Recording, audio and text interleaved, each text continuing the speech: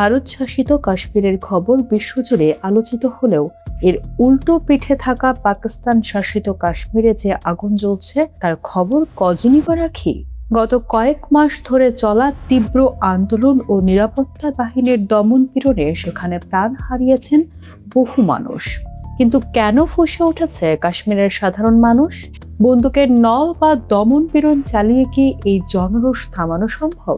চলুন ভূরাজনীতির পর্দার আড়ালের এক অজানা ও সংবেদনশীল চিত্র আজ জেনে নেওয়া যাক। এই ক্ষোভের শুরুটা হয়েছিল দৈনন্দিন জীবনের চরম অর্থনৈতিক কষ্ট থেকে।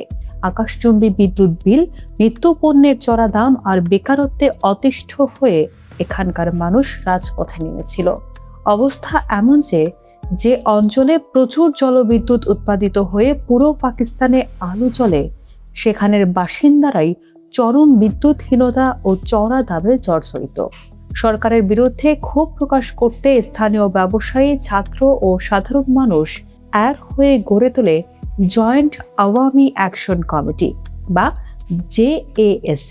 কিন্তু ইসলামাবাদ সমস্যার সমাধান না করে আন্দোলন দমাতে বেছে নেয় কঠোর দমন নীতি।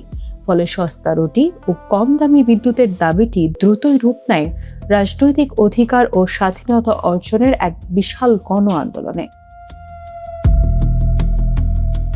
মূল সমস্যাটা লুকিয়ে আছে ক্ষমতার কাঠামোর ভেতরে। কাগজে কলমে এই অঞ্চলের নিজস্ব সরকার ও আইনসভা থাকলেও প্রশাসন ও নিরাপত্তার আসল চাবিকাঠি রয়ে গেছে ইসলামাবাদের সেনা সদর দপ্তরের হাতে।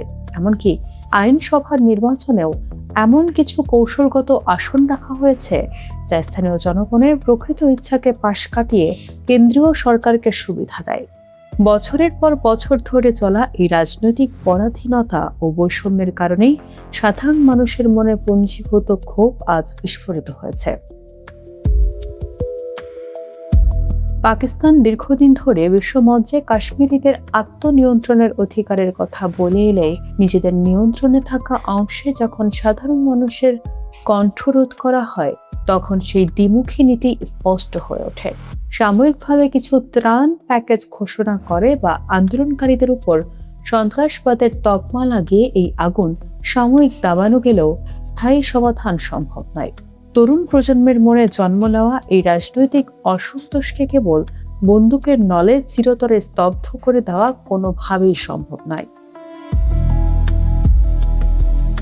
বন্দুকের জোরে মানুষের মৌলিক অধিকার ও প্রতিনিধিত্বের দাবি কি কখনো দাবি রাখা যায়? এই সংকটের শেষ কোথায়?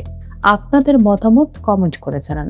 ভিডিওটি ভালো লাগলে লাইক ও শেয়ার করুন। আন্তর্জাতিক ভূরাজনীতির এমন সব এক্সক্লুসিভ বিশ্লেষণ সবার আগে পেতে আমাদের চ্যানেলটি সাবস্ক্রাইব করে সাথেই থাকুন।